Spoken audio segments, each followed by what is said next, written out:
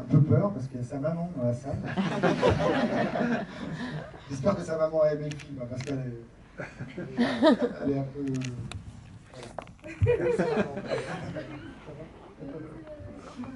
Bravo à tous les trois, parce que vraiment le film, j'ai trouvé très novateur. On a l'impression que ton scénario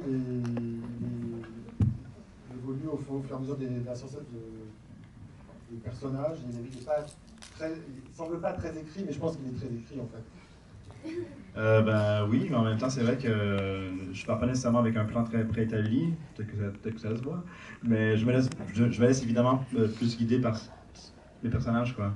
Et souvent, leur tension, leur tension intérieure, et puis et je me laisse guider par eux, et puis après, parfois, je me surprends moi-même, comme pour cette finale. C'est tout à fait inattendu, mais ça s'est vraiment fait à l'écriture, évidemment, mais je voulais pas... je trouve ça très beau qu'ils se retrouvent à la fin de leur histoire, et puis... mais si le film s'était terminé là-dessus, j'aurais trouvé ça quand même un peu dur, quoi. J'avais envie, ils sont dans une chambre obscure, les rideaux sont tirés et tout, pas tirés mais sont fermés, et puis j'avais vraiment envie d'aller ailleurs et puis de raconter une autre histoire d'amour à un âge plus jeune, un amour sans convoitise cette fois, ou tenir la main pour la première fois d'une personne, et à la fois la fin d'un monde et le début de quelque chose d'autre aussi. Et après, quand on est adulte, on s'agite pour retrouver cette émotion-là, quoi. Il y avait avant que je vous laisse la parole, j'arrive. Il y a une chose aussi qui est très surprenante, c'est le casting. Je pense qu'on n'a pas trouvé le casting idéal, déjà avec les deux comédiens principaux. J'imagine que le processus a été très long. Oui, mais parsemé de surprises. Ce jeune homme, j'avais pensé à lui en écrivant le scénario, et puis après ça, je trouvais qu'il avait trop grandi. Alors, il commençait aussi à s'entraîner. Alors, je craignais qu'il soit trop vieux pour le rôle. Et alors, finalement, j'ai décidé, après réflexion, de monter un peu l'âge de Guillaume. Il avait plus 14-15 ans au départ. Ouais. Et ça a été la pire erreur de ma vie, en fait, que de pas lui donner le rôle. Ouais. Le scénario, justement, ça vous a aidé, ça vous a troublé quand vous avez... Ah ben ouais, le scénario était très fort. C'est rare de lire un scénario puis d'avoir l'impression que ça peut être une œuvre littéraire en soi, sans que ça devienne vraiment un film. Et évidemment, je suis content que ce soit devenu un film, puis d'en faire partie, mais c'est rare de lire un scénario puis de faire comme « Ah, j'ai vraiment pu lire ça, puis être transporté par l'œuvre en tant que telle. » Donc oui, c'était très écrit. Puis c'est assez fidèle, en fait, à ce qui est écrit. Philippe nous donne des fois des moments d'exploration, d'improvisation qui sont quand même assez choisis. Mais le reste du temps, on est vraiment dans un respect, peut-être pas des mots exacts tout le temps. Je pense pas que c'est quelque chose auquel Philippe s'attache particulièrement, sauf parfois quand c'est vraiment choisi. Mais dans un respect vraiment évidemment de la scène qui est construite parfaitement, puis les scènes qui se suivent, c'est écrit très clairement. Noé, la non québécoise de l'histoire, comment tu es arrivé sur le projet déjà? Moi, je suis arrivée sur le projet donc une dizaine de jours avant le tournage, donc vraiment au dernier moment, pratiquement. Et en fait, c'est Galilée, qui est le producteur du film, qui a vu Ava, donc un film que j'avais fait avant, qui est au Festival de Cannes. Et donc, qui a vu Ava et puis qui a parlé de moi à toi. Voilà. On a passé un casting par Skype, c'était très étrange. Ouais, c'était la première fois que j'entendais l'accent québécois. Alors Philippe n'a pas un accent très fort, mais Pierre-Luc Funk, donc l'acteur qui joue mon amoureux Maxime là au début du film, a un accent qui est vraiment très très présent. Et du coup, moi, c'est la première fois que j'entendais l'accent et je ne comprenais absolument rien. C'était horrible.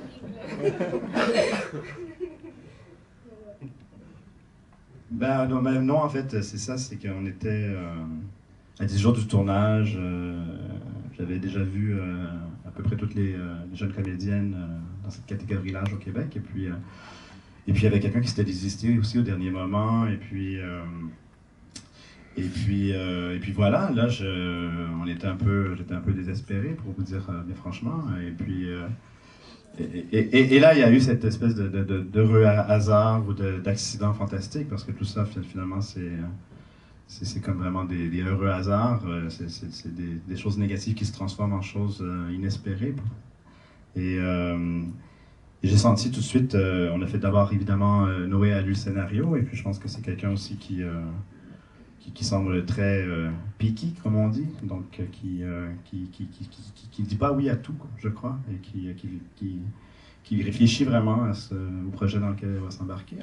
Alors qu'elle décide de venir au Québec où elle n'avait jamais eu les pieds pour travailler avec ce cinéaste plus ou moins connu, eh bien, c'était courageux, quoi. C'est quand même, et puis on voit le résultat, et puis Noé est quelqu'un je dirais de facile à diriger, dans le sens où elle est toujours très juste, et son jeu est vraiment fait de nuances, c'est très touchant en fait ce qu'elle a apporté au personnage de Charlotte.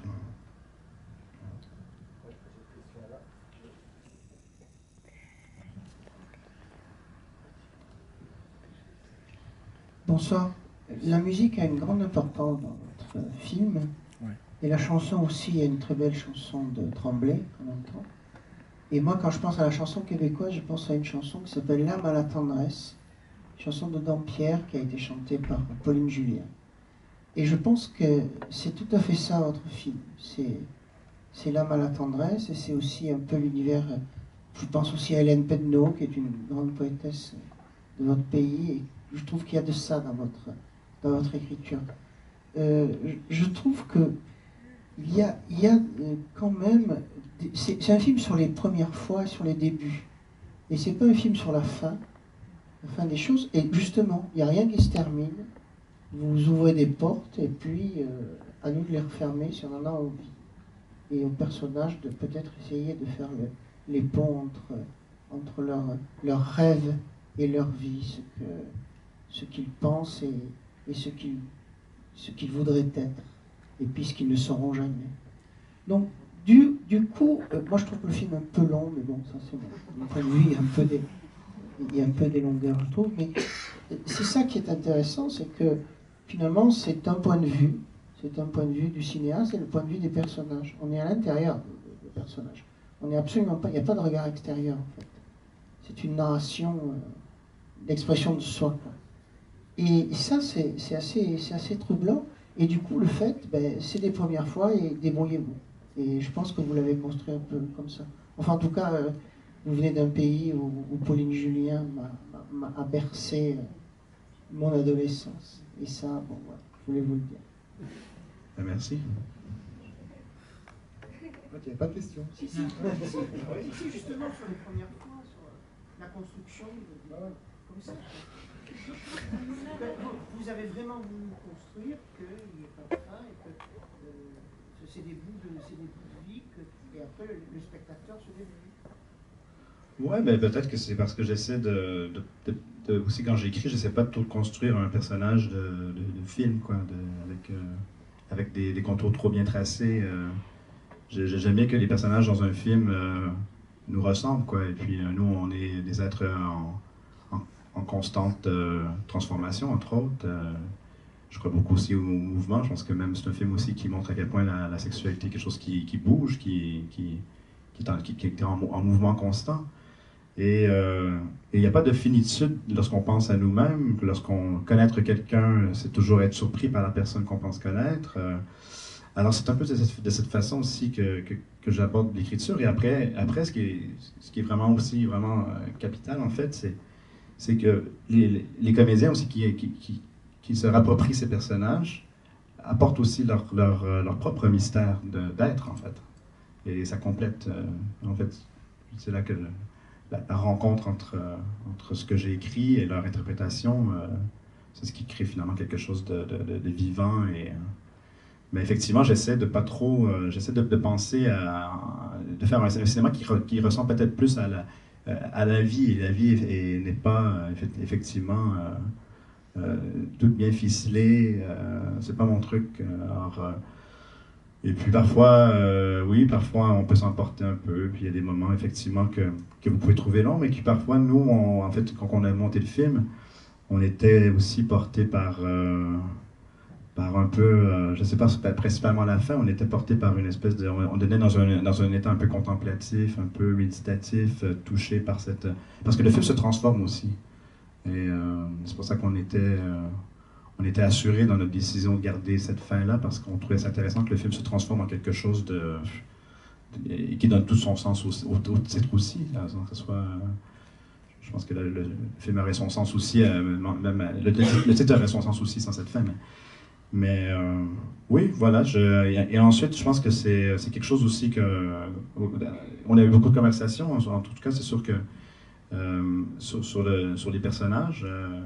On tenait vraiment à aller chercher l'intériorité. Je trouve ça plus intéressant pour un personnage, par exemple, qui a une tension intérieure et statique. Ça donne plus d'acuité à leur passion, quoi. Plutôt que la façon dont on se fait dire comment écrire un scénario à l'américaine, c'est qu'on a l'idée du personnage qui se transforme, qui se transforme mais complètement, là, qui change, qui passe de chasseur à végétalien, là, tu sais, ça c'est après un paquet de péripéties, là. Alors je pense je suis plus intéressé par l'idée qu'on est en mouvance, mais pas l'idée nécessairement de la transformation un peu caricaturale du personnage.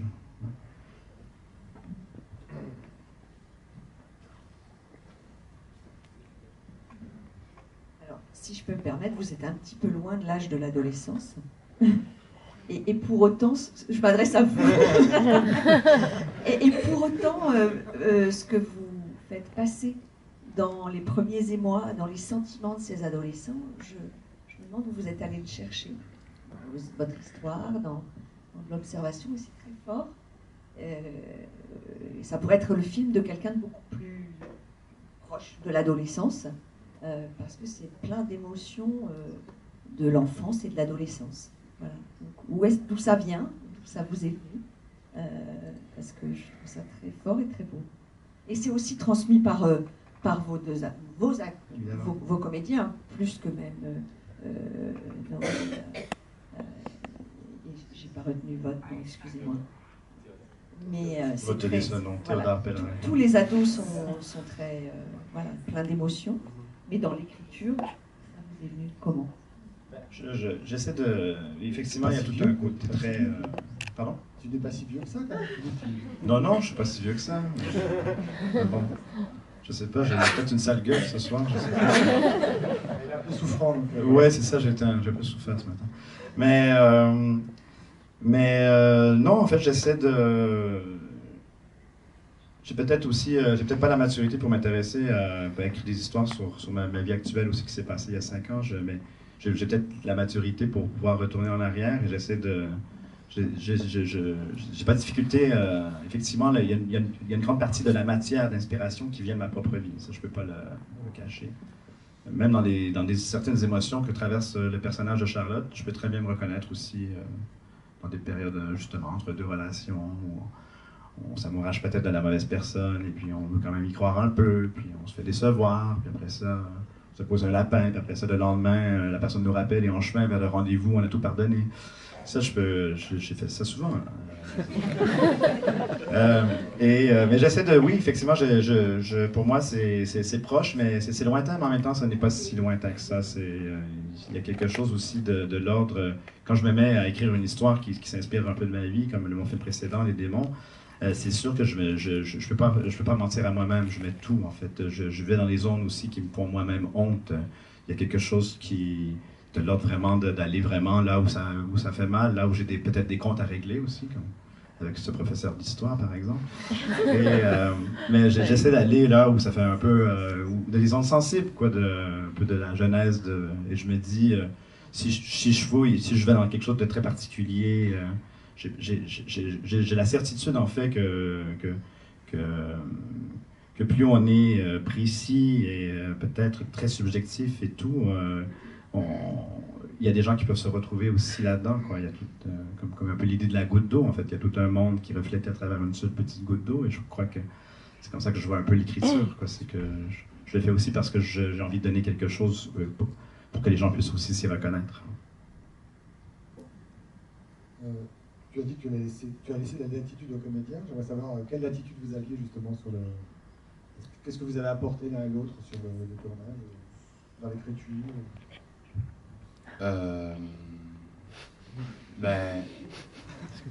Mais c'est... La latitude, je sais pas, non, je pense pas qu'on a eu de la latitude. Non, j'ai pas ce sentiment-là. J'ai le sentiment qu'on était dans quelque chose de quand même assez précis. Puis Philippe a son langage, sa vision aussi de ce qu'est la réalité qu'il veut montrer, du ton qu'il veut atteindre aussi. Puis il y a une façon de travailler qui est très singulière. Au Québec, d'habitude, sur un plateau de tournage, pour un film comme ça, on a à peu près 25 jours de tournage, puis Philippe a décidé d'en mettre 40, donc c'est des décisions de couper dans le budget ailleurs, puis de vraiment mettre l'argent, se concentrer sur le temps. Donc on tourne très peu de scènes par jour, puis il découpe très peu aussi pour nous permettre de refaire la scène plusieurs fois, parce qu'il veut arriver à ce niveau-là où on ne réfléchit plus, on est vraiment dans le moment présent. Puis des fois, on n'a pas besoin de plusieurs reprises pour y arriver, puis des fois, oui, des fois, ça donne vraiment un souffle qu'on n'avait pas. Mais je pense que les moments de liberté sont très, très choisis. Ça peut être dans une scène, au début d'une scène, à la fin d'une scène, ça peut être pour quelques répliques, mais quand même, je me sentais vraiment... je pense que c'est comme ça pour beaucoup de personnes, je me sentais vraiment avec Philippe, puis mon but, c'était vraiment de comprendre ce qu'il voulait, puis comment de rendre sa vision. C'est vraiment, j'avais pas l'impression que j'amenais toute ma sensibilité, mon langage, mon affaire. C'est oui, j'amène ça, mais pour correspondre à ce que recherche Philippe, puis c'est agréable parce qu'on se sent complètement en confiance, puis même si c'est difficile pour nous d'atteindre ça, on sait qu'une fois qu'on l'atteint, ça touche à quelque chose, puis que ça va fonctionner, puis que Philippe a ce qu'il veut, puis on le sait que ça va donner quelque chose de riche.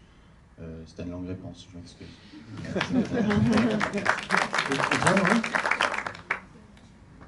Théodore a répondu très très bien. Non, mais c'est vrai, tout ce qu'il dit, c'est vraiment ça. Enfin, je veux dire, oui, sur le plateau, il n'y a pas, on n'est pas sujet à avoir des discussions, ce genre de choses. C'est vrai qu'il y a des moments où on le faisait, quand on choisissait quel moment on va improviser. Les scènes de bar, elles sont improvisées, les scènes de danse, on avait vraiment une grande liberté. Il y a plein de choses qui sont, par exemple, à un moment où on prend de l'alcool avec des amis, ça c'était vraiment sur le moment, rien n'était prévu. Donc c'est vraiment certains moments précis, mais le reste du temps, oui, on est attaché au texte, on est attaché à ce que Philippe veut, et puis c'est agréable aussi d'avoir quelqu'un comme Philippe qui en fait sait exactement ce qu'il veut, mais il n'y a pas que ça en fait, parce que savoir ce qu'on veut, ça arrive à beaucoup de monde, mais il y a aussi le fait d'avoir un regard, il arrive à capter ce qui est juste et ce qui est beau, et quand on le sait, c'est magnifique, parce que du coup on a vraiment la confiance qu'on a atteint quelque chose, et c'est le plus important, parce que des fois parfois tu peux travailler avec un réalisateur, et tu sens que, là, je sais pas, t'aurais aimé refaire la scène une autre fois encore, parce que tu sens que t'as pas été au meilleur de toi-même, mais bon, t'es pas trop sûr. Et puis c'est comme ça, puis on passe à autre chose. Avec Philippe, c'est pas ça qui se passe. On peut passer 5 heures sur une scène avec un plan, donc à faire des allers-retours dans un parc, et la mettre pas dans le coup.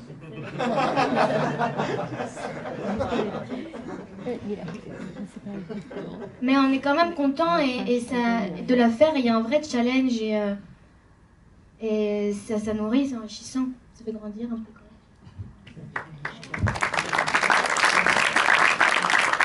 même.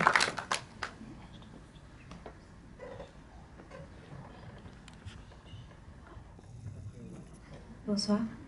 J'ai trouvé le film, félicitations en premier temps, très très rond, la structure recherchée. Il y a Yin et Yang, il y a la préadolescence lumineuse, il y a l'adolescence un peu obscure. Et j'ai 3 questions. Pour Philippe Lesange, pourquoi vous avez choisi que Guillaume fasse son coming out en anglais, dans un langage très simple? pourquoi, alors qu'en français, son langage il est très fleuri, il est très drôle. La deuxième question pour Théodore. Est-ce que ça a changé quelque chose pour toi ça change quelque chose de jouer en anglais ou en français? Et pour Noé Habitat, est-ce que tu aurais accepté le challenge de jouer ton rôle avec accent québécois?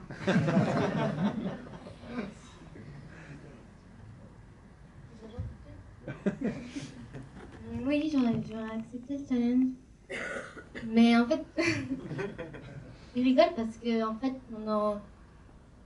je m'amusais à apprendre des expressions, beaucoup en fait. Je m'amusais à apprendre beaucoup d'expressions et à essayer de comprendre les intonations de voix et puis et les mots. Et même encore aujourd'hui, dans la rue tout à l'heure, j'essaie de parler en québécois. Enfin, je veux dire. Donc ouais, je pense que. Elle utilise bien le hostie puis le tabarnak. C'est romancé, ouais. C'est la question anglais, oui. Qu'est-ce que ça change pour moi? Ben, c'est sûr que là, c'est pas pareil parce que je peux garder en fait mon accent. Donc, il y a quand même, c'est plus simple. Mais quand même, il y a un travail, le langage, c'est la base quand même de notre rapport au monde, c'est avec quoi on identifie les choses, nos émotions, les sons quand on est bébé sont hyper importants, la façon dont ils sont placés aussi. Donc c'est sûr que d'aller vers une autre langue, de jouer dans une autre langue, c'est vraiment un travail de redécouverte des mots. Puis de recréer des liens instinctifs avec les mots qui sont pas là, parce que c'est pas des sons qui sont associés à quoi que ce soit. Ils sont associés à travers des films, à travers des chansons, mais pas vraiment dans quelque chose de profond puis qui nous constitue à la base. Donc c'est un travail qui est plus dur, mais c'était pas tellement le cas là, parce que je pouvais garder mon accent puis je pouvais. Si j'allais si j'utilisais un mot en français, ça n'aurait pas été la fin du monde si vraiment je le sentais pas en anglais. Mais oui, c'est un travail intéressant par rapport au langage. Oui, pour l'exposé oral, en fait, la raison, elle est toute simple. Je pense pas nécessairement y avoir tant réfléchi, mais c'est parce que c'est peut-être un peu évident, mais c'est peut-être un peu évident pour moi quand je l'ai écrite, c'est que c'est un moment où c'est pas les masques, en fait. Donc, c'est le moment de dire les vraies choses. J'ai cru que c'était plus facile de le dire dans une langue qui n'est pas sa langue maternelle, justement parce que cette espèce de distance avec la langue étrangère nous permet d'être un peu dans une certaine théâtralité qui nous protège aussi. Je pense que ça le protège, en fait, Guillaume, de le faire en anglais plutôt que de le faire en français. C'est un moment où à la fois il enlève un masque, mais à la fois il en met un autre, peut-être plus théâtral, mais ce qui n'enlève rien à l'authenticité de la franchise de son aveu. Oui, d'abord bravo, j'ai énormément apprécié ce film, je trouve que c'est très tenu de bout en bout. Je ne sais pas ce que ça aurait donné de le faire de ce côté-ci de l'Atlantique. J'ai l'impression qu'il y a quelque chose où on se regarde moins de nombril de l'autre côté de l'Atlantique. Et voilà, c'était quelque chose de tout à fait appréciable. Et pour les acteurs, bravo, c'est vrai que votre interprétation est vraiment magnifique, tous les deux.